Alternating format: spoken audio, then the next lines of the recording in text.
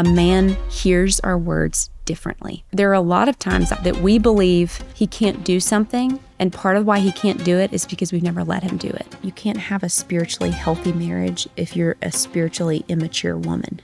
You're not going to be standing with your husband in the final day when you meet your maker. You'll stand before him and it'll be you. You're responsible for your spiritual health.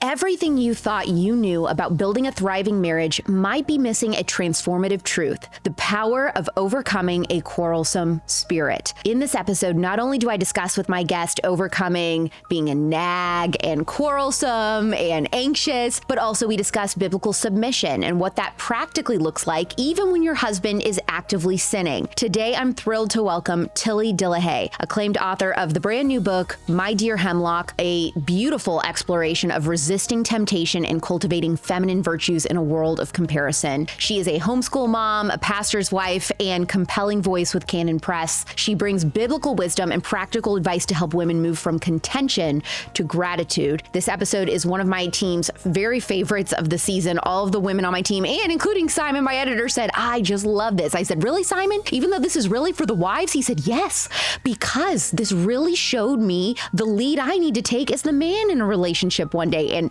he's just precious. So any single women, Simon, for you just let me know. Anyway, I hope this episode really fosters a sense of peace in you. It helps you embrace a godly approach to marriage. Obviously, I'm not married yet, but I really appreciated this episode. It taught me so much, convicted me of so much, and I get a little vulnerable. So you guys have appreciated that before. Hopefully you don't burn me at the stake this time. Watch this episode on the Culture Apothecary Spotify or Real Alex Clark on YouTube. Leave a 5-star review to support the show. It's free. It helps us climb the podcast charts and get even bigger guests. Please welcome pastor's wife and author, Tilly Dillehay.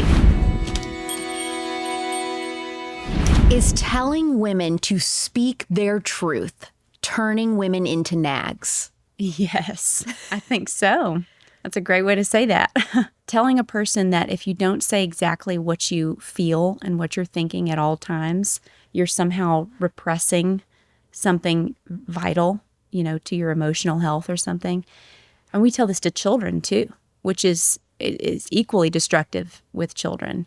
But to tell a woman, you need to say what's in your heart and mind at all times, or you're somehow lying to yourself.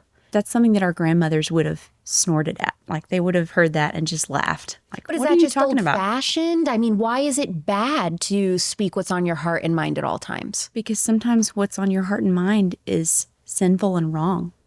And sometimes it doesn't need to be said. Even if it's true and it's not sinful and wrong, sometimes it's not the right time.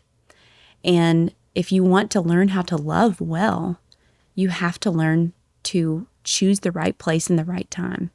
And also, if you've ever been married to another human being, sometimes waiting, a day means it's not on your heart and mind anymore. It's gone. And so that moment of saying that thing wasn't necessarily the right moment. And maybe it, I do think placing a premium on say exactly what you're thinking and feeling right when you're thinking and feeling it is so foolish. What is the biggest mistake that wives are making that is fueling arguments in their marriage? Sometimes women don't really know what they want. So I think there's kind of a twofold answer to this. Number one, I think that our desires are so multitudinous and so undefined, even to ourselves, because we have dreams and ideas of what life should look like that aren't even logical necessarily.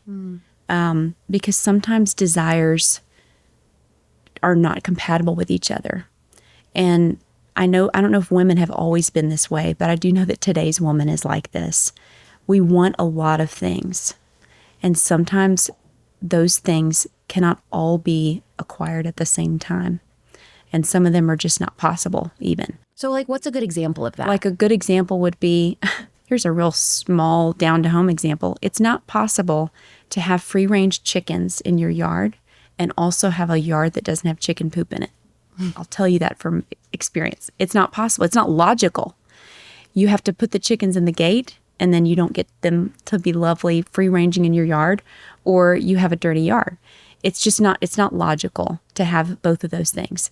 It's not logical and possible to have a husband who is a city dweller, who's smartly dressed and who is maybe really outgoing, and also have a quiet and thoughtful guy who knows how to, who lives in the country with you and helps you keep your chickens. I'm just saying, we think we ought to have little tiny smatterings of all the kinds of things and lives and men and children that we've ever seen and loved.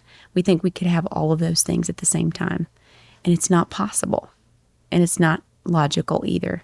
So I guess women need to learn to think about their desires in a more logical way, I think, to lay them out and just say, okay, is this a reasonable thing to desire?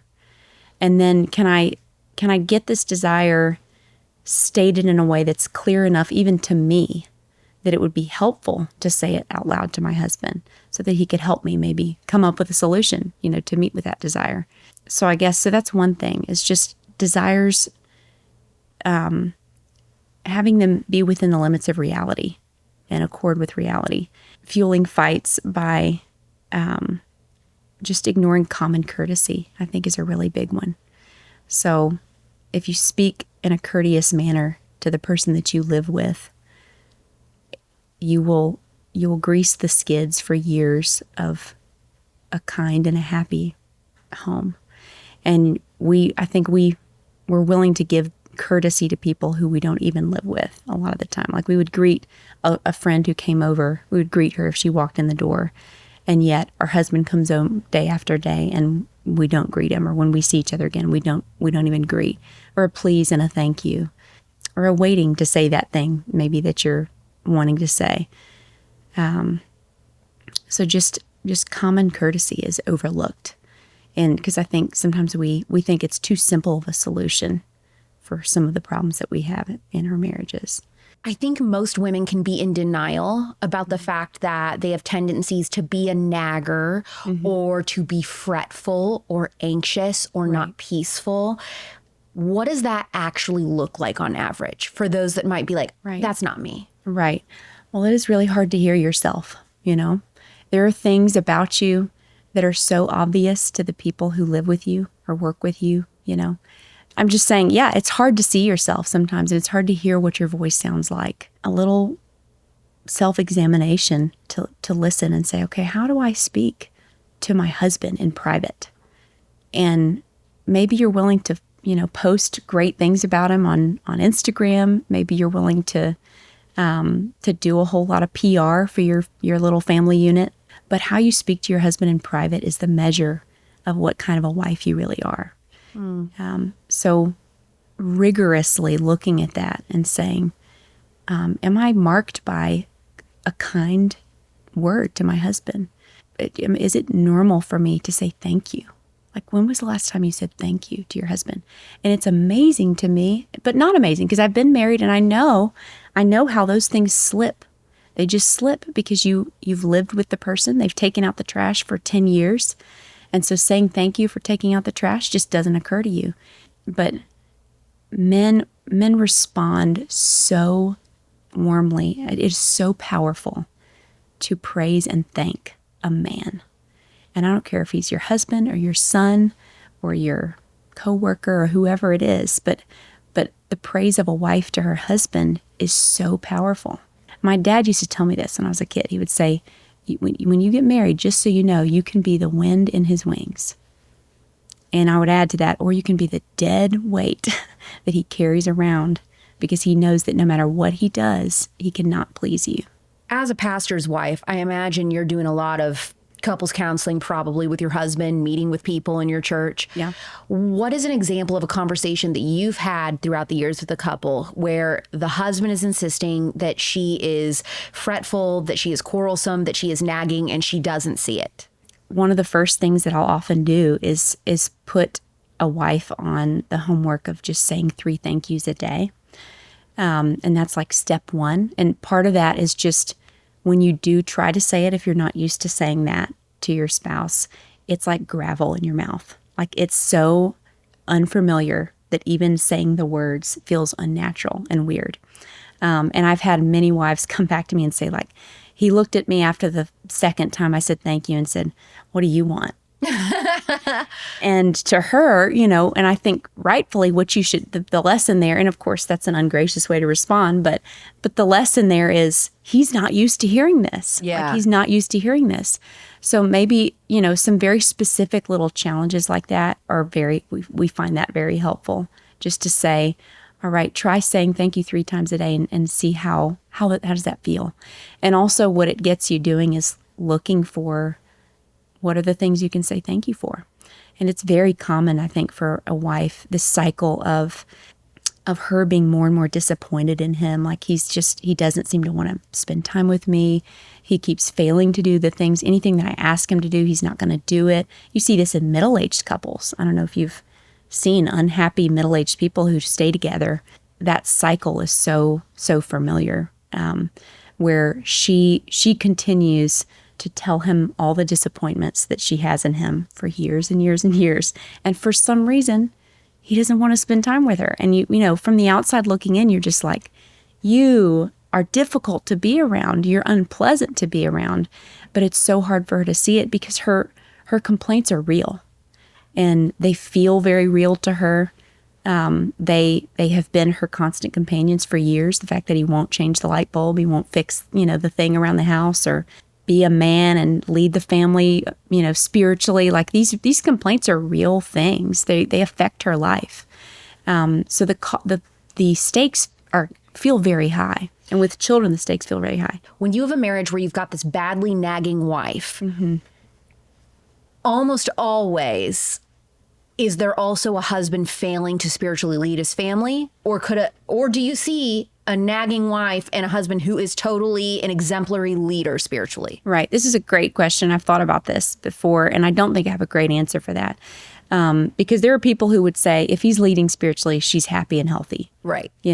And so there's probably something to that like it's more difficult to end up with that horrible cycle of the more and more and more nagging woman and the more and more passive man.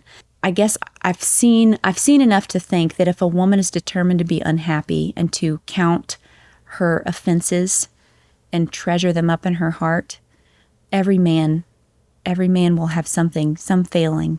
Every man has something that you can complain about if that's your mission. And I would also say every man has something you can praise if that's your mission. What led you to write about transforming contention into gratitude in marriage?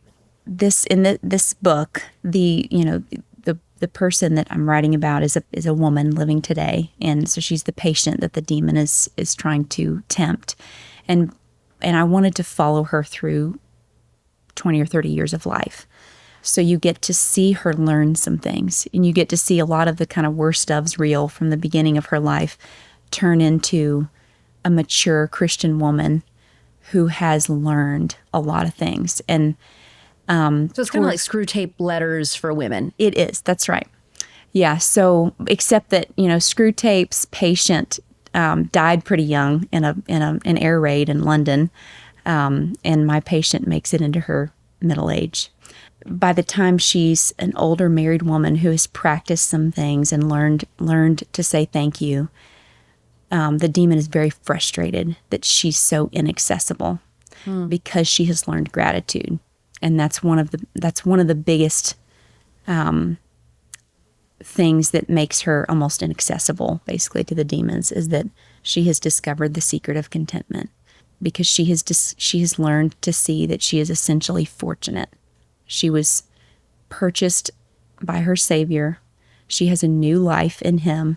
And so every little thing, even that her husband or her children do that is praiseworthy or excellent, she's primed to love and enjoy those things.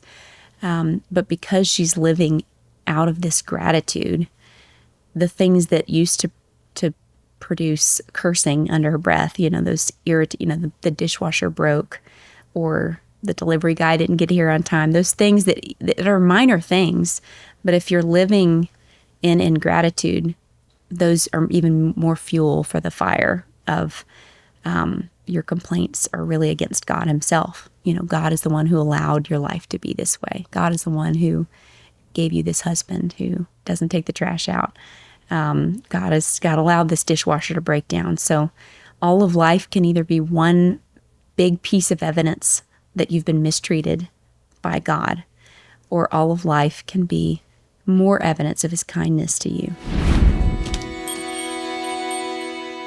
Think of your health as a building. Your blood work is the blueprint, but most doctors only check the bare minimum. With Gevity, you're actually reading the full architectural plan for your body. They measure over 90 biomarkers twice a year through their longevity panel. No shortcuts, no guessing, no gaps. That means hormonal, metabolic, inflammatory, nutritional, all the core systems looked at. And then your team builds a personalized plan. Supplements like the longevity blend, hormone therapies, peptides, even advanced diagnostics like Dutch or GI map, all tailored to your unique needs, and everything ships to your door. So you can get ongoing support via the Gevity app as well. That is something I really love. Unlimited messaging, historical data tracking, even AI insights, and the cost. Membership starts at just $129 a month, including twice yearly blood work and 40% off your custom supplements and prescriptions. If you care about owning your health, head to gogevity.com, use code Alex for 20% off your first purchase to take control of your blueprint today. That's gogevity.com, code Alex.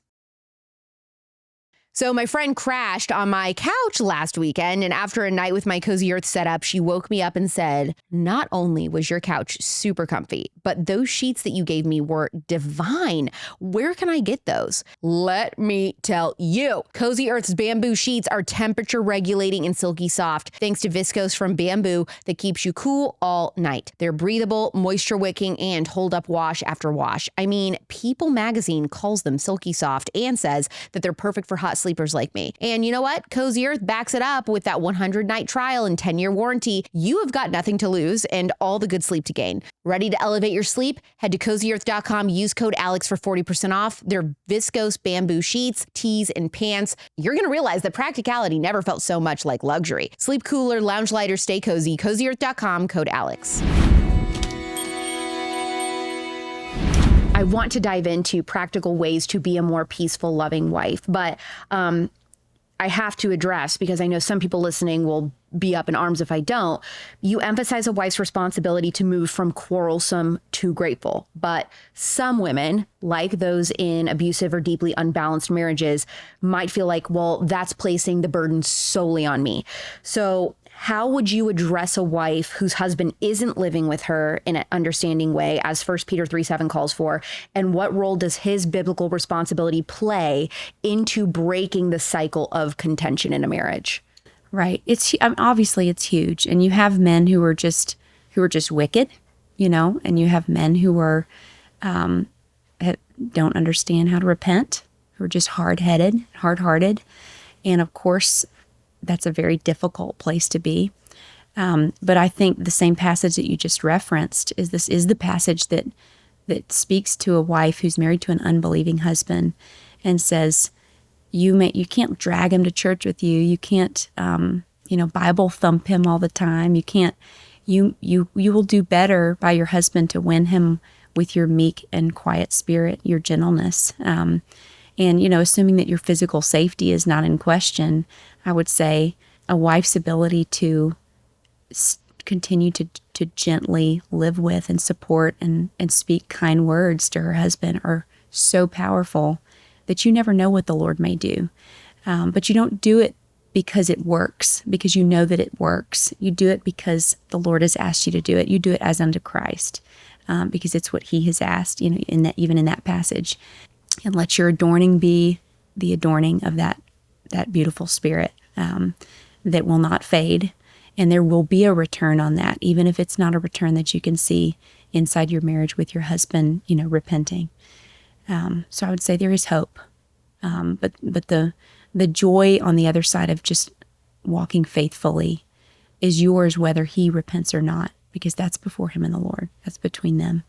If you are a naturally very blunt, very opinionated woman, how can you use those gifts for good and not accidentally emasculate or disrespect your husband? This is a problem even for women who wouldn't necessarily identify as being a blunt and outspoken person.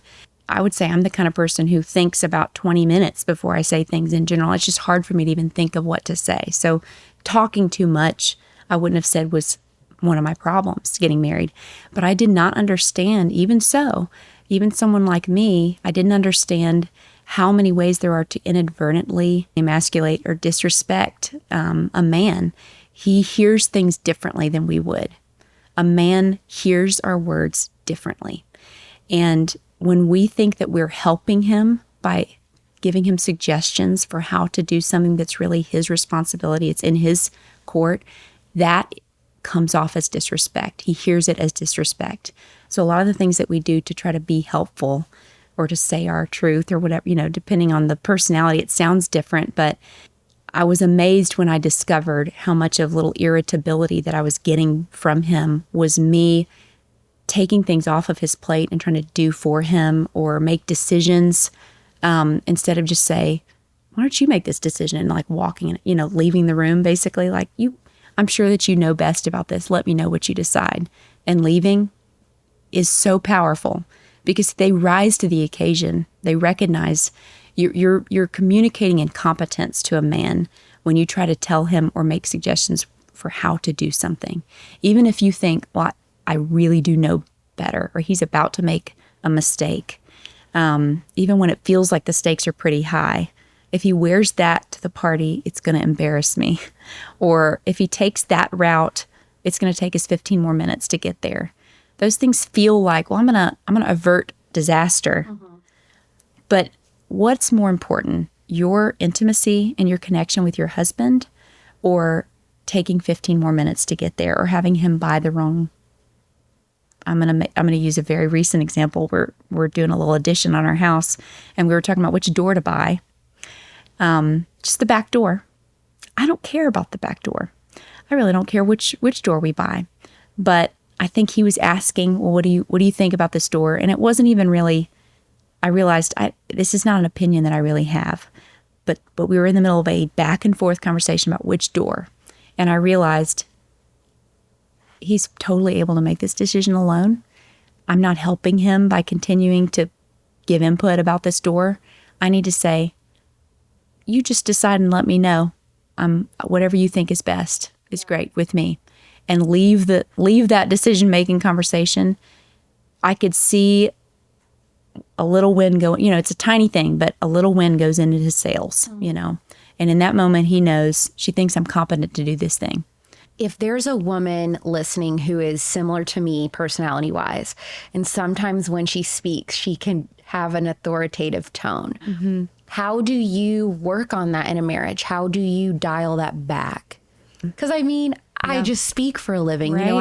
I know how to speak authoritatively in everything I do, talking on the news, podcasting. Right. And you're rewarded for that in this kind of sphere. Yeah. It works better, to do a podcast that way. But it's not going to make a man feel like a big guy. It's not going to make a man feel like a man. And I understand that, but is there also something to be said that the right guy is going to be so in his masculine that he is not threatened by me? Yeah, I mean I think you're definitely going to have to pick a person who can live with a strong lady, Because it's not, even the way you're talking, you are so gentle in the way you speak and everything. That isn't natural for me. Mm-hmm. So I'm trying to figure out, I don't want to be a quarrelsome wife. Mm-hmm. I don't want to ever disrespect or emasculate my husband. I want to reel in those things before I'm in that chapter of my life for sure. Right. So I'm like, how do I work on that? Yeah. So it's not a matter, this is, I think there's a really good concern here of are you telling me to slouch? Are you telling me to take my heels off? Right. Because I'm with someone who's not tall enough, Yeah. Figuratively speaking. And I think there's a way to do that. But part of it may feel like taking your heels off. Okay. I'm listening. Right. So maybe this is a matter of thinking to yourself, I don't have to have the answer every time. There is some feminine part of you that I think is essentially, and it's essential part of the feminine spirit that wants to allow the masculine to do for them in some way, to serve them, to protect them. There's a part of you that wants to be protected. There's a part of you that wants to be led. And I know that because I'm a woman too. Yep. And there's a part of you that doesn't want to have to be the one who always knows what to do, because someone else might know what to do in that situation. And so this might be just a matter of practicing asking for help from the masculine and saying, I can't do this. Could you do this for me? Or even not, I can't do this, because maybe that's a lie. Maybe you could pick up the chair and move it by yourself. Yep. But I see what you're putting down here. But would you move this chair for me? Or I have a headache and I need to lay down. Would you watch the kids for me for a few minutes? So do you notice in helping and speaking to married women that struggle with letting their man lead in certain situations because they feel like he's inept? Maybe they don't tell him that, but inside they're like, he does not know how to clean this kitchen. Yes. He does not know how to get these kids to bed, Right. you know, et cetera, et cetera, That's et cetera. exactly right. And you'll hear that. You will hear that from almost any married woman. And I've used this analogy before of marriage being like a tandem bike.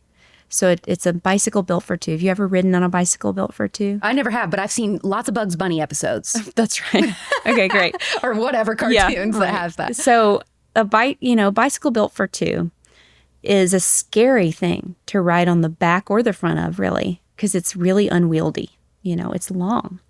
And the person who's on the front has to know how to turn the bike, but they've got an extra person and an extra weight on the back. So the communication between the two is pretty dicey, but on the back of the bike is even scarier, in my opinion, because the back of the bike has handlebars that don't move. All you do is pick your feet up off the ground, which means we're either balancing or not, but you have to pick your feet up off the ground, and then you have to pedal as hard as you can. And that is what being a woman married to a man is like. You have jumped on the back of a tandem bicycle, and he's on the front of that bicycle because God put him there. Whether he wanted it to be there or not, God put him there. And your job is to pedal with all of your might and to learn how to lean with him and to learn how to support his efforts as he moves this family forward. But it's scary because you're watching him for years. You're sitting on the back of the bike. And guess what? For him, he has a woman sitting on the back of the bike watching every mistake that he makes in all of life. And you are the one person that he most wants to respect and to think that he's doing a great job. He wants that. He wants to know that you think he's doing a great job because you're the number one witness of his life. Yeah. So but at the same time, you've lived with him for so long, you know what his weaknesses are. You know what the things that he can't do or that you think that he can't do. So it's not that you're telling women it's bad to be opinionated or have a lot of knowledge about a lot of different things. It's knowing when is the appropriate time to voice them. Yes, or I would say there are a lot of times I think that we believe he can't do something, and part of why he can't do it is because we've never let him do it. Yeah. We have never backed the heck off and let him learn. I feel like I'm a very self-aware person. I know what it is about me that rubs people the wrong way. I know what brings people in, all the things. And I think with being a single woman who wants to get married, but also I'm like in this job where I'm learning everything there is to learn about marriage and child rearing and education and, how I want to homeschool my kids, how I, all of the things. It's like I already have my mind made up on exactly how I want my family to run. Right. What is your advice for women that are in their single season like me who are taking this season as the opportunity to learn as much as we can about those subjects before we're in that chapter of our life? What is your advice on how we cannot intimidate men with that? When you're not married to somebody, you're not submitting to them. So you're not saying you make this decision, you don't have any obligation to them, but you can begin to practice some of those things with them by saying, surprise me about where we're going to dinner. Or you can back off and let them make decisions, even if they're decisions that you maybe could make a better decision, and you're sending the signal to a man that you are leadable, that you're pleasable, that it's possible to please you. You don't have some kind of impossible standard, But I think another thing that you can be doing is just preparing your heart for flexibility, because you're going to have and the longer you live single, the more opinions you're going to develop about how things should be. I know, I hate it. Yeah. I mean, if I could have gotten married at 20 years old, I would have. Right. It's not like my choice. I wanted to be this working career woman or whatever. I mean, I remember being like 9 years old being like, oh, I'll be married with all my kids by 25. It just is God's timing of how things have gone. But yeah, I'm very aware. I'm like, oh, I know too much. Now I have so many opinions on how things should go, how my house should look, what laundry detergent we're going to use. Like, I've got it all figured out. Right. And then how do I meet that guy, allow him into my life, and allow him to be leading? That's that. It's 30 years of learned behaviors and patterns, Right. Right. And it is difficult. I think, practicing now, like you have opinions and you're going to keep having opinions. You'll be a 60-year-old woman who probably has even stronger opinions than you have now. And yet learning to be a person who doesn't always have to say your opinion. And also who can say, you know what, I think that this is the right way, but it is the mark of a strong person to be able to let someone else take the lead. So much wisdom. I love this. Okay, so for a woman who's very type A, organized, not me, loves running their family on a schedule, how do you navigate challenges when their husband isn't automatically on the same page? They're like, okay, I hear what you're saying, Tilly, but you don't know my husband. If I were to say, you figure it out, why don't you figure out our weekend plans? We will miss every t-ball game. We will be late for everything. I would say, let it happen. Like, back up, reestablish with yourself what is more important. Intimacy with your husband, unbroken intimacy where you both feel good things towards each other in the middle of the night when you wake up and you see him laying next to you. When you feel warmth towards each other because you have maintained intimacy with your husband, is that more important than being on time to t-ball? Like, what is more important in this moment? Is it maintaining intimacy, or is it being right? And being right, you will find, is not that important. And how about let the failures happen? Like, back up and let him fail a bit, because that's how you learned. My normal day is that I'm teaching math right about now. So let's say that happens. You let your husband lead, he fails. Right. And now you're like, I knew it. I knew I was right. I knew it. I told you. How do you address that? You don't need to talk about that. You don't talk about it. You don't talk about that. There's no need. I mean, I can think of a handful maybe of, like, okay, with parenting, I would say, I have even this week said, can I talk to you in the bedroom? Not in front of the kids. I'm going to talk to you in the bedroom. And asked him to reconsider the way he handled a specific situation. Very gently and mildly. But not in front of other people. Right. Doesn't necessarily have to be in the moment, even if it feels like it really does. And there are so many things that you don't have to say anything about. So this like when he fails to get them to t-ball in time. Do you think he knows that he failed to get them to t-ball in time? Sure. Heck yes, he does. He's totally aware. So do you think that his wife coming back around to just let him know she also knows that he failed to get them to t-ball in time, do you think that's motivational for him? Or do you think that's poking holes in his wings so that he's going to crash hard? Just like the catch more flies with honey, that saying? Somehow women have forgotten how to catch flies. Yes. You catch more flies with honey. One of my game-changing beauty secrets, red and near infrared light therapy with Juve. Seriously, it has transformed my skin from the inside out. I think a lot of the compliments I get about my skin and how clear it is and everything is because of red light therapy. Clinical studies show that these wavelengths stimulate collagen and elastin production, improve tone and texture. This is why the little rats will not stop DMing me and accusing me of lying about getting Botox. No, I just use red light therapy. It reduces wrinkles, fine lines, acne scars, even stretch marks. The light energizes your mitochondria in your skin cells, boosting ATP circulation and reduces inflammation. So your skin naturally repairs and replenishes. I use my Juve Solo for just 10 minutes every morning and night. Post cleanse in a few weeks, I noticed a smoother texture, faded redness, and a noticeable glow. That is why I've been doing it for like 4 years now. For friends of mine who have had acne scars that lingered for years, they've even seen them soften. Here's why Juve stands out. They use clinically proven wavelengths. Their panels are medical grade and safety certified and built for consistency and quality. For just 10 minutes a night, I'm supporting skin healing, reducing inflammation, and resetting my skin's vitality. So if you want to give your skin that spa level boost at home, head to juve.com/Alex for my discount to pop up on your first order. That's Juve, JOOVV.com/Alex for a discount automatically added to your cart. Ever see a cute boy and can't sleep because you're up way too late thinking about him? Well, if your brain won't shut off or you wake up at 3 a.m., Utsi Naturals has tailored solutions. If you're struggling with racing thoughts, try Fall Asleep, powered by valerian passion flower, lemon balm, skullcap, and magnesium to ease your mind and body. No melatonin, just calm.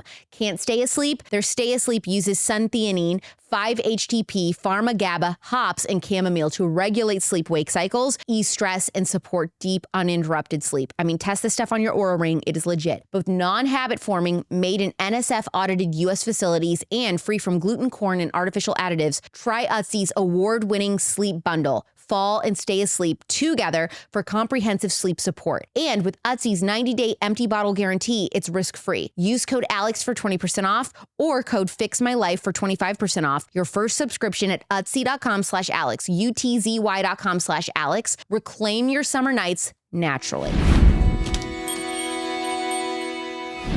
This kind of brings me to asking you about what biblical submission in a marriage actually looks like. So you bringing up, okay, you noticed something, you didn't love how your husband handled a situation privately, away from the kids, away from other people. You address, hey, I don't love how you handled that situation. But what gets lost in the submission conversation is, okay, how am I submitting while also maybe holding accountable on sin? How do you call out lovingly, gracefully your husband when he does mess up? Right. I mean, what does that look like when you're also being submissive? Here's one thing to keep in mind about any relationship that you have. You want like 20 times the praise and affirmation ratio to the criticism or the questioning of how a person did things. A person of any age or gender needs much, much more positive affirmation in order to build the relational capital that allows you to have an audience with them when you do need to bring that thing to them. It's the same with friends. I mean, a friend that you barely know, but you're going to go to her and bring sin to her attention. You don't have the relational capital with that person to do that. And I would say with your husband, adding in the respect element, kick that ratio up even higher. If he is hearing from you on a regular basis, I trust your judgment. I am so grateful that you're providing for our family, that you went to work today. I'm so glad that you're here with me tonight instead of somewhere else. If he's hearing that kind of thing from you, and that's what he expects to hear from you when you open your mouth, that's what he's used to out of you. You have so much capital to then also be a fellow disciple with him and bring sin to his attention when that's necessary. Wow, that makes sense. I would also say that if he has friends in his life, and it would be so it's wonderful if he does have this, men who will bring things to him. Half the time, his friend bringing it to him it just works better. I'm not sure why that is. I mean, there are things that only I can see, obviously because I'm there, but it's a joke. It's a joke between us that he'll come home and say, "You'll never guess what so-and-so told me today, I really should consider that. And he's joking because it's something that You I had said. told him, Yeah. 6 months ago or whatever. But it's life, and you can kick against it. You can say, I hate this, I don't want to have to I don't have to fill the bank account with 20 praises for any criticism, but it's reality. And if you want to stay married and be happy in your marriage, get with what's real. Get with the way God made the world. How many years have you been married? 13 years. 13 So years. we're pretty baby married. So how did you gain all of this wisdom? I don't know. You just know your stuff. I was expecting you to say like 25. I mean, I don't know. That's impressive. Was it important for you guys in the dating stage to have another Christian married couple mentoring you and like walking you through things in those first years of marriage and also in dating, or? Yeah. Well, we had our premarital counseling with our pastor and his wife. And then we have had friends that we've gone to through the years and just asked advice. Be in a church where you know people in your church and you have intimacies in your church, because those are the people who are going to tell you, go back home and apologize to your husband, or go back home and repent to your wife. And those are the people that you want in your life. Is being fretful, quarrelsome, or nagging entirely, in your belief, a wife's fault, or do husbands typically play some sort of role? Oh, of course they play some sort of role. Everybody sins in a marriage. Everybody sins in a marriage. So there's no counting who sinned more, He did something. I know he did, because he's a person, For a wife, that needs to stop being the point. Like, that needs to be the thing that she's ready to say, that is no longer the point for me. The point is, can I take responsibility for my side of the street? Can I keep clean? Can I keep short accounts on my sin? Do I know how to repent of my own sin? What should true repentance look like in a marriage? Okay, here's what it sounds like. I'm sorry for specific thing that you did or said. It was wrong. Will you forgive me? That's it. And this is something else also, in the book, the idea that you would live with somebody and never sin against them is impossible. Right. Have you ever tried to make a cake before? Like, you can't bake without getting flour places. It's not possible. I've never done it one time. So the way that you keep a clean counter is not by baking perfectly. It's by wiping the counter down on a regular basis. The way that you keep short accounts and keep from crusting over sin in a marriage is by repenting on a regular basis. And you should expect it. You should not say something's wrong here. Something's gone terribly wrong. We're having to repent to each other. You should say, oh, this is normal. This is like cleaning your house. It's part of being a person, is that you have to repent. And so what happens if you're repenting to your spouse and you're saying sorry and they're saying, well, I don't believe your apology because you've already made this mistake before, or something to that effect? That may be the feeling, even if they're not saying it, if they're more gracious and they're not saying that, like, I'm glad you're apologizing, but you'll probably do this again next week. That's not really your responsibility, is how they accept the responsibility, how they accept the apology. Also, it's not your responsibility whether they return with one for what they did, because they probably did something.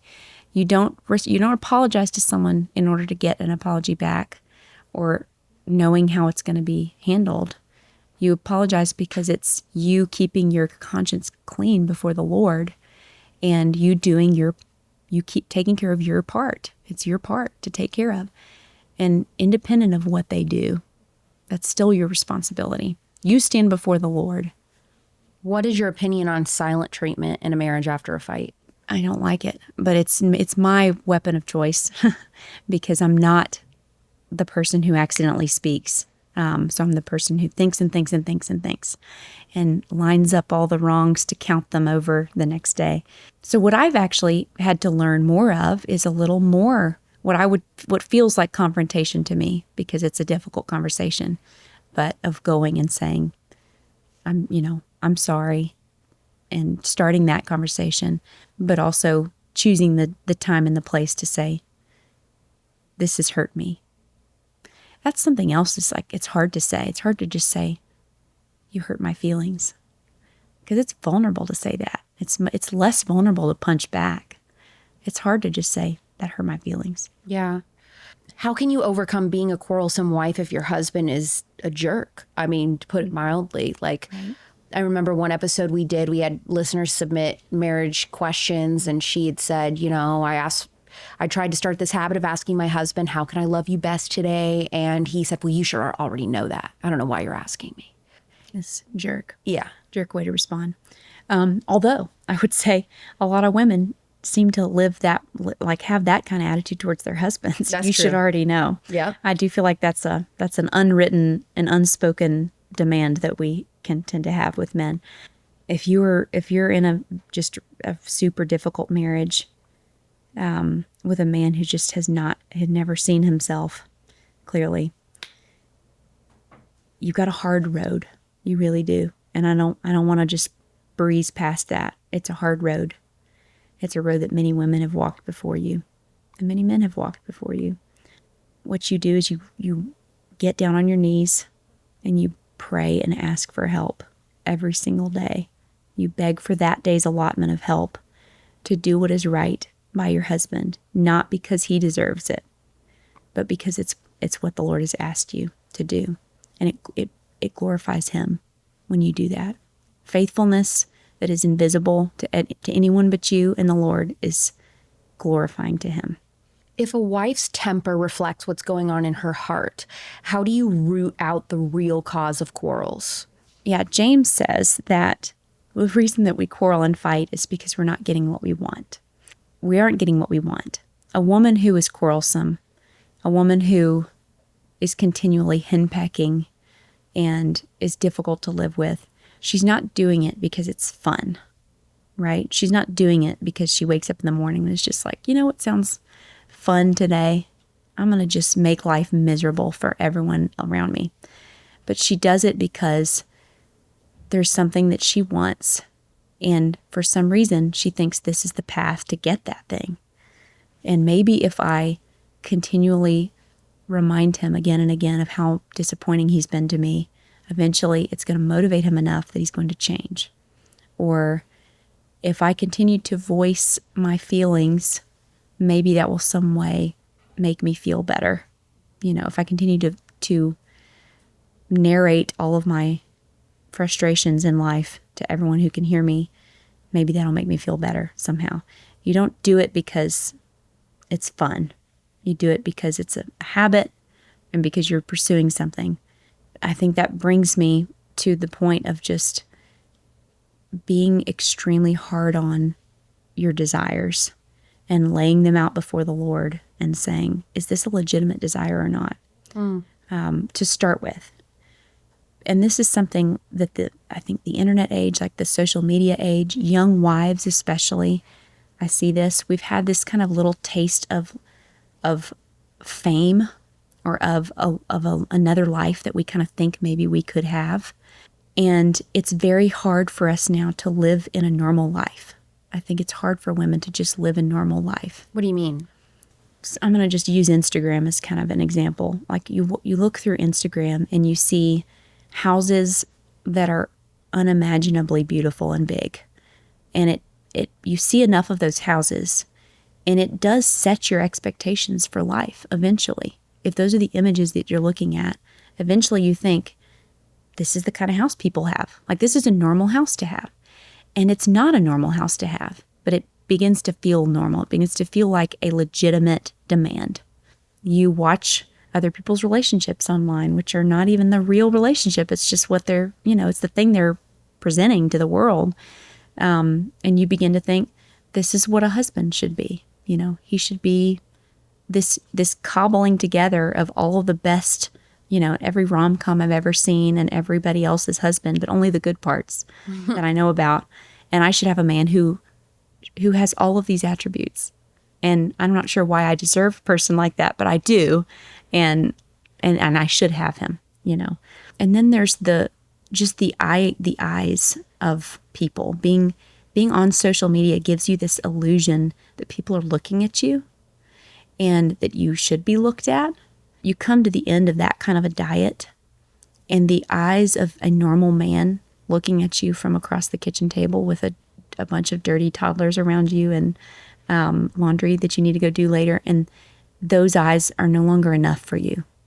And because they're just one normal human being looking at you from across the table, because you have fed on something that's not real. And so young moms, I think, their appetites have been skewed a little bit by social media, and it makes it hard for them to live normal life, which is the wife of a mother of, especially of young children. It's a very exhausting life, but it's a very quiet life and an unseen life. You ever look at your cereal and think, this is basically edible junk mail? Most cereals, even the healthy ones, and I'm saying that in quotes, are loaded with refined sugar, synthetic pesticides, and lab-made dyes, all designed to fatten Big Food's profits at the expense of your health. Enter Lovebird, a dad who left his Big Food job to clean up the cereal aisle for his own daughter. I love it! Think of Lovebird as your cereal doing a detox and then taking a little wellness retreat while listening to Culture Apothecary on their corded headphones, of course. Lovebird skips the inflammatory fake stuff. No pesticide-laced grain, no refined sugar, no dye. Instead, baking with organic cassava from regenerative farms and sweetening with just a bit of honey. The result, a grain-free, gluten-free, paleo-friendly cereal that still tastes like childhood, especially the cinnamon or cocoa boxes. The cinnamon Lovebird. It's my favorite. They're lightly sweet, tummy friendly, crisp as heck. I like putting these in a little bag and taking them on a plane too. Third-party tested for glyphosates and heavy metals. This is truly clean food that you can trust. Plus, they're 100% family-owned and independent, giving 20% of profits to fight childhood cancer. And hey, pause. Lovebird will help schools swap out junk cereal at no extra cost. I know for a fact one of you actually reached out to them when you heard this on my podcast and was like, hey, I'm in charge of the food at my school. How can we take out all of the junk Big Food cereal from the cafeteria and switch to Lovebirds? They will help you do that. Go to lovebirdfoods.com. Use code ALEX20 for 20% off. That's lovebirdfoods.com with code ALEX20 for 20% off. I love this company and you will too. I was just on my first hike and Telluride, breathing that alpine air, panoramic views, and then my legs bottomed out and I needed some serious fuel. I had to take a break. So that's when I broke into a Paleo Valley 100% grass-fed beef stick, teriyaki flavor, and it was a total savior. Actually, my friend Courtney gave us Paleo Valley beef sticks in our little wedding bags. These aren't just your average beef sticks. Paleo Valley uses 100% grass-fed and finished beef from U.S. family farms, free from grains, antibiotics, hormones, and inflammatory seed oils. Plus, they're naturally fermented, so each stick packs gut-friendly probiotics. This is so important. No chemicals, just clean, trail-friendly energy. And kids really love these too. There's 6 to 7 grams of protein per stick, healthy omega-3s, CLA, B vitamins, zinc, and selenium. Selenium, by the way, like every guest I've had on has said, selenium is the magic little supplement for women's health. Been taking it for like 2 years now. They keep my energy steady all the way to the summit. Hungry hikers agree. Beef jerky is great, but if you want the cleaner, nutrient-dense upgrade, then Paleo Valley is really it. So next time you're tackling altitude or you just need to pick me up, ditch the sugar bars and grab something that actually powers your body. Head to paleovalley.com/Alex. Use code Alex for 15% off. That's paleovalley.com/Alex, code Alex. We've talked about how to encourage better behavior from your husband as wives. How should men be leading to encourage better behavior from their wives? I can tell you, if you want to know, what an aphrodisiac for a man is. You did a great job. Thank you so much for doing that. You looked real good while you were doing that. I don't know. An aphrodisiac for a woman is, I've made a decision about where we're going tonight. I'm taking you somewhere, and Yeah. I'll let you know.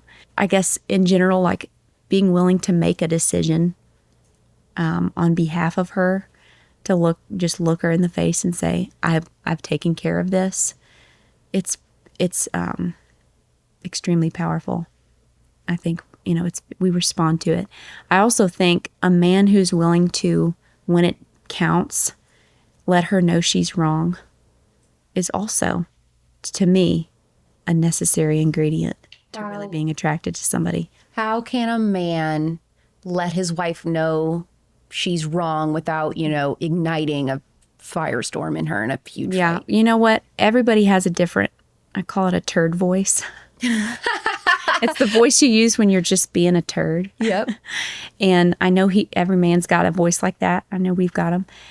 You don't use use your voice that shows I'm not speaking out of anger and frustration. I'm speaking because I'm above the situation. I'm seeing the situation with a clear view, a bird's eye view, and I'm speaking firmly but gently into the situation and saying, you need to reconsider because I don't think you're thinking right now.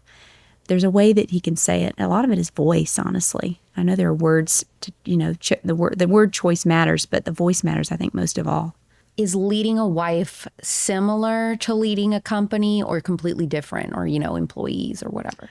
Yeah, I guess it is similar. That's a good question. Like leading a family can be similar because real leadership is a sacrificial leadership. But it's a leadership that can make a decision and just say, this is where we're going. And I'm making this decision for the good of all parties. And it's clear to everyone involved that it's not a selfish decisiveness. It's a decisiveness that is for the good of all. So yeah, the man who is not just about his own comfort and is not just about the short-term pleasure of something, but is willing to put those things aside in order to set a course. That's CEO stuff. How can you master self-control and not be so quick to give in to anger? Practice. It's your instincts have been formed in you over a lot of years, watching your own parents, maybe the things you learned from watching, but then also the habits that you formed. This is why repentance, repeated repentance is important, but learning to shut your mouth and wait is really, really helpful. I'm thinking of children a lot right now because, for me, I don't think I knew I had a temper until I had children. And that's when I discovered that I actually did. And the Lord has been really kind. He's helped me, but there's been a lot of repentance. Is the idea that a woman should be a man's piece at the end of the day outdated? Because I think, if a woman is home all day with screaming kids, what if she needs her husband to be her piece for a few minutes when he walks in the door? Like, how do you balance that? Yeah, I mean, it's such a blessing to a woman when a husband comes home and is ready to say, I'm here and I'm ready to give you a little moment and can kind of be the emotional stability that maybe she's needing in that moment, especially, again, when the kids are really small. That's a hard season. It really is. But I would also say that the better you get at practicing the kind of emotional self-control that allows you to prepare to greet him warmly, he will remember that for years to come. Even when that hard season is over, he will remember that you made an effort in that very difficult time to not become a total basket case, and just be self-indulgent in the way that you're talking and feeling. And there are ways also that you learn over time of resting effectively, like resting strategically, so that you're not in social media. Once again, if you rest via social media, you'll never be rested. Your kids go down for a nap and you spend that 30 minutes scrolling. You're not doing yourself any favors, and you're certainly not going to get closer to being really rejuvenated where you're ready for the next half of the day. So like, it's hard. It's a hard season. Train like an athlete. Rest like an athlete. Realize that when you're in the trenches, take your rest seriously and take your preparation seriously. Be rigorous with yourself about growing forward in that kind of self-control and how you use your time at home with the kids. And the dividends later on will be enormous. I have an interesting question for you that might be kind of a hot take, depending on your answer. Okay. Do you feel like wives owe it to their husbands, even as stay-at-home moms in the trenches, to get ready, get dressed, try to look put together for their husband when he comes home. Yeah, I don't think you owe it to him, and I don't think that it would be reasonable for him to demand it. But, and this is one of the, I didn't do that for a long time. I was kind of slobby, at home. Didn't make my bed. Making your bed, getting dressed for your day, no matter what your work is, even if you're a stay-at-home, you're on your laptop working, it's a huge marker for yourself of like what kind of a day you're going to have. So do it because it's a helpful thing in life. Like you will feel better. Like think of yourself as being in the trenches in an intense period of hard work, and meet your day with that awareness. Like being a mom at home is it's no picnic. It's not a walk in the park. It's hard work. So prepare for it. I don't know that I have an opinion either way. I mean, I know when I'm home, I'm definitely like no makeup, leggings, whatever. But I thought it was so interesting. I remember, I don't know, a couple years ago, Candace Owens kind of posted about this, and she was saying always does like full makeup or something. No, well, she just said, I'm sick of going to the park with my kids or something to that effect. And like every mom is like a slob in leggings. Like nobody has real clothes on. Like nobody wears jeans anymore. Like women don't even try. Right. And she felt like that was like I don't want to misquote her, but it was something to the effect of like, I feel like this is an epidemic. It's like negatively impacting marriages. Like women need to try a little harder. And I just wondered what your opinion was. Yeah, like you're respecting your body. Like it's, motherhood's hard on your body, whether it's pregnancy or after, it's hard on your body. I think finding that like middle ground of the thing that is comfortable for you to wear, but makes you also feel like, okay, I feel good. Like I feel good in what I'm wearing. I feel I could go to the park and feel like I'm presenting, but it's also, this is my at home wear. You got to find what your uniform is or whatever. I think uniforms are helpful, actually. Like having the thing that you keep wearing, that you've got the same shirt in 6 colors or whatever. I find that helpful. Everybody's, I feel good about how I'm dressed looks different. You say that gratitude alone can flip a wife's attitude. What is the simplest way to start feeling grateful when you're already fed up? By giving thanks. Go through the motions of giving thanks to God and to other people. Speaking the words that you're not even necessarily feeling will change the way that you're feeling. It just will. Can a wife's peace influence her kids, and how does that start with her marriage dynamic? I mean, that would be like the understatement of the century to say a wife's peace will influence her children. Your peace will make a life for your children. It'll make or break the home that they grow up in. Your mood is the air that they're breathing in the home. It's the atmosphere that's floating around in your house. Your peace before the Lord and your ability to be cheerful and present and industrious in your home will have a huge impact on your children. It impacts what they think is normal behavior for themselves when they're adults, but it also impacts their idea of whether they had a happy day. That happy wife, happy life thing, it can be silly, I think, the way it's used, but the truth is a woman is the air in a house, and it can be sweet air or it can be foul air. How does confessing sin to your spouse ignite joy in marriage? Well, it ignites joy the same way that wiping your counter and mopping your floor ignites joy, because it's wonderful to have a clean counter and a clean floor. It's not fun to do the cleaning, but it's fun to have a clean house. And it's not necessarily fun to confess sin to somebody, but it's a great joy to keep a clean conscience. It really is.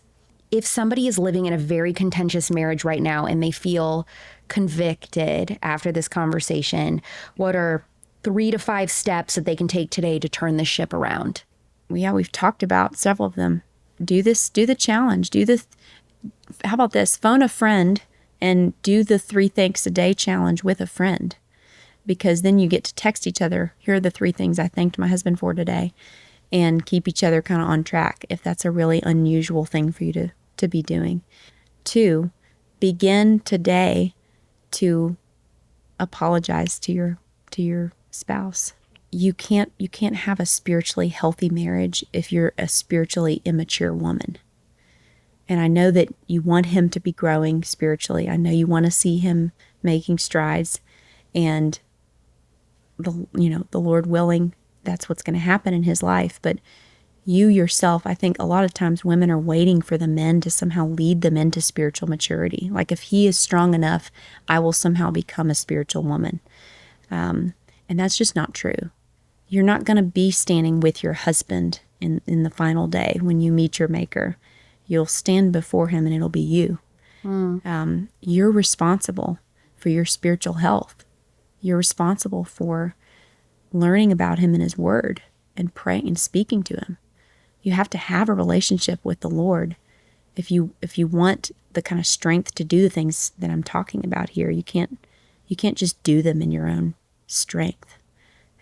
You're a forgiven person, and then you walk with him, which means you're communing with him, you're speaking to him, you're hearing from him, and you take responsibility for those things. They're hard. Even for a professing Christian, let's just say they're hearing that and they're like, okay, I know that that's right. I know she's right about that, but I just feel like I'm awful at praying. I don't even know what to say. I don't know how to pray. Praying isn't my strong suit. What are some tips to become a better prayer and get more comfortable with praying? When I became a Christian, I was in my early 20s, and I moved out to this little middle of nowhere little town where I still live, that has this wonderful small church there.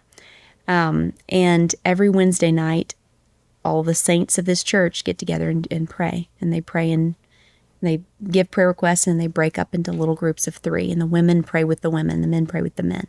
So I hated going. Like, I never wanted to go because it's terrifying to go and pray with people if you've never done it before. I dreaded it. And I felt like there was spiritual warfare, honestly, on Wednesdays that just didn't want me to go, But I would show up, and these older women who had been faithful for years in the Lord, they taught me to pray. They didn't teach me by telling me how to pray. They taught me to pray because I listened to them for years and prayed with them. And I felt stupid every time for years, But you learn in a community of people. So, getting with another woman and praying with her, I think, is a great idea, because it kind of keeps you on track in that moment. But then I would say you can't learn something except by doing it. So set an alarm and say, this is the thing that I do at 6 a.m. or whatever, whenever you roll out of bed. Get on your knees and pray out loud. Because when you're praying out loud, it's harder to stop praying without knowing it, because usually when we're praying in our heads, our attention spans are so short. Our ability to stick with a task is so short, is so weak, that we don't even know when we stopped praying, But get on your knees and pray out loud, and then pray through passages of scripture. If you're saying, like, I don't know what to say, you have your little list of the people that you're trying to pray for, the things that are burdening you. And there are passages early in almost every epistle that are like a passage of just blessing. Like early in Colossians, there's a prayer. I think it's in like the last half of Colossians 1. It might be the beginning of chapter 2. Mm-hmm. But I just will pray that over for people. Like I don't even know what to pray for. My sister-in-law is having a hard time. I'm praying through Colossians. The Lord's Prayer was given to us. Just say the Lord's Prayer. It feels rote, and people, I think today we have this idea that prayer should be like extremely wordy and spiritual sounding, but the Lord's Prayer is very simple, and just pray using the Lord's Prayer, and that teaches us something. That's what Jesus thought was a good model for prayer. So, that's true. Yeah. For the married woman who is listening to this and she is in a season she just hates her husband. Mm-hmm. I mean, because there are people that are struggling right now. To the single woman who is single and she doesn't want to be, she desperately wants to be married, who's listening. How can we find as women true contentment no matter the season we're in? That is the real question. Like, that is the real challenge, I think, in marriage and out of marriage is contentment. I think that's probably the number one issue facing women. Women don't know how to be content in their lives. We have too many ideas about what's needed to make us happy. And if you ask almost any woman who's married or not, if you ask her, like, what's the one thing that you need in order to be really happy? The answer is like waiting behind her lips. Like, it's right there. There's always something, like when my son gets back from college and I can see him again, or when we get the kitchen remodel done, or when my husband takes me on a date because he refuses to take me on a date. I've asked him a million times, he won't take me on a date. Like, it feels like there's always that thing kind of waiting in the wings when you're speaking to a woman about that she'll bring up at some point. And it's the thing she's waiting on in order to be happy. I think one of the big secrets of contentment is recognizing that this world is not our home and this place is not our place. So learn to expect that in life, you're always going to have a little piece of longing that's not ever going to be met until you get to heaven and you see him. That's where it's going to be met, which means that everything that you're doing now, every little pleasure that he gives you, every meal that's a great meal, has no seed oils in it. It's got all fresh, beautiful ingredients, and you're looking at it, you're saying, this is gorgeous. That's a little shaft of pleasure and glory that God has given you in that moment, and you can thank him for it, but it's not the thing that you're waiting for. It's just a little taste of the thing that's coming.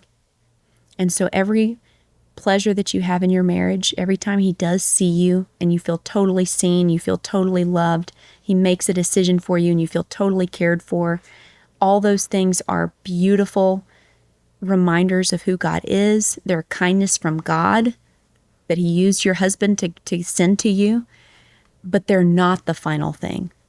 That's one of the hardest things about marriage, is when you're single, when you're young, or when you're a kid, your whole life is out ahead of you. It's all open possibilities. Every dream that you have, you think this may be fulfilled. And life is like one series of closed doors after another. It's a bunch of different roads, and every time you take a road, it's a bunch of roads you didn't get to take.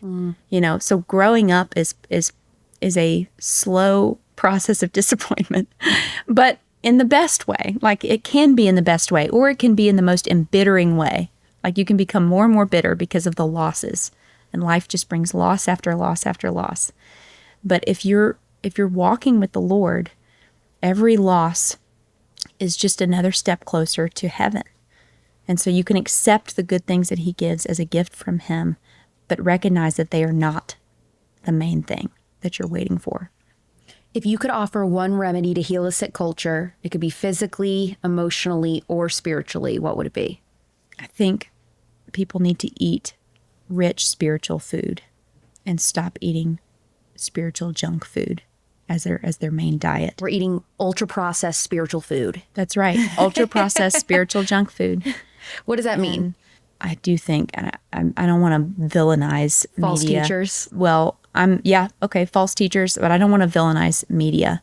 I think that that's such a steady part of our diet, and it analogs so closely to me with candy and junk food that it's the first thing that comes to mind, is that we don't even know what spiritual food tastes like because our appetites are so dulled by the junk food that we're just feeding on. And so that's one of the biggest things. But yeah, I mean, a false teacher, that's a bad food. Feed on the word and on your commune with him, in private, and maybe wean yourself off of some of the things that this is actually a spiritual junk food. It's feeding my appetite, but it's not satiating me. Tell us about your book, My Dear Hemlock, your new book, and why is this such a game-changing read for wives? It does seem like the marriage stuff in the book is one of the big things that I'm getting a lot of connections. Women are connecting with it, and that's really great. But it's about a lot of things. So are you familiar with the Screw Tape Letters? Mm-hmm. The idea of just taking this device where you're looking at, what would a demon like to see in my life? What would a demon like me to do in this situation? What kind of thing would a demon want me to be continually thinking about? It's been instructive to me, honestly, to think about those things. It changes. It's changed me because I do think about it on a daily basis. Like, what are the demons interested in this situation, and it may not necessarily be what I think they are interested in. It's just been a really, really fun and helpful thing to think through, to kind of flip what God wants to see and what God is working out in my life, to contrast that with what are the victories that Satan is really having in my life that I'm not even aware of. And the book is published by Canon Press, right? That's right. Yeah, we love Canon Press here. Amazing people. Are you on social media at all? I'm not reachable really on like Instagram anymore, but you can, if you message me on Facebook, I usually see it. So okay, yeah. And where's the best place to buy My Dear Hemlock? I guess at Canon. I mean, you can buy it pretty much anywhere. Cool. 10 of those or Amazon or whatever, but you could buy it directly from Canon as well. Awesome. So, Tilly, thank you for coming on Culture Apothecary. Thank you for having me. It's been enjoyable. I feel like I was just knocked out of my chair after that interview. Just so much she said to really think on, pray on, amazing words of encouragement. I hope you share this episode with all of your friends who are wives. Let me tell you, as a single woman, just observing on the outside, all of my friends, all of their marriages, all of their relationships, people I know, etc. It's like I totally see the difference in my friends who practice self-control. They speak life into their husbands. They encourage their husbands. They are actively thanking their husbands. And then people that I know in my life who basically every word that comes out of their mouth is just a criticism. It's, did you remember to do this? I can't believe you would do this. Why don't you ever listen to me? You forgot this again. And it's like, when you are around that 24/7, I can't imagine how small that would make you feel as a husband. And I mean, I'm always just like a passerby, I'm here for dinner. I'm just coming in for a trip or whatever. It's like, I don't know. This episode is challenging to listen to, I'm sure, but I really hope it was helpful. Hopefully, Tilly's very gentle spirit made it more palatable than if it were me sharing this information or something, which I wouldn't anyway, because I have no expertise. I've never been married. But anyway, I know you guys love to point that out. Hopefully you loved it. Leave a 5-star review if you did. Anywhere you listen to podcasts, you can subscribe to YouTube at Real Alex Clark. Not only do we post new episodes there, we post a lot of additional content and vlogs. So, me living my life and what I do outside of the show, all those types of things. So make sure you check that out. You can also follow me on Instagram at Real Alex Clark and the show at Culture Apothecary. We release new episodes with different expert guests every Monday and every Thursday, 6 p.m. Pacific, 9 p.m. Eastern. I'm Alex Clark, and this is Culture Apothecary.